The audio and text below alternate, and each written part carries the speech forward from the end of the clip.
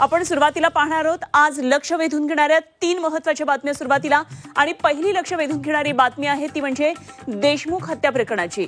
आज संतोष देशमुख यांचे बंधू धनंजय देशमुख यांनी आक्रमक पवित्रा घेतलाय आणि आज थेट ते मोबाईल टॉवरवर चढणार आहेत, आंदोलन करण्याचा इशारा त्यांनी दिलाय।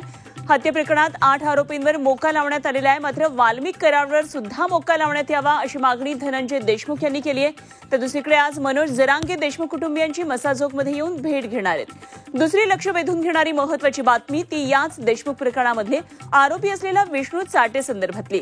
विष्णू चाटेला 2 दिवसांची सीआयडी कोठडी सुनावण्यात आली होती। त्या कोठडीची मुदत आज संपत असल्याने त्याला केज कोर्टात आज हजर करण्यात येईल। विष्णू चाटेच्या मोबाईलचा सीआयडीकडून कसून शोध घेतला जातोय आणि मोबाईलवरून खंडणी मागितल्याची माहिती पोलिसांना मिळालेली आहे।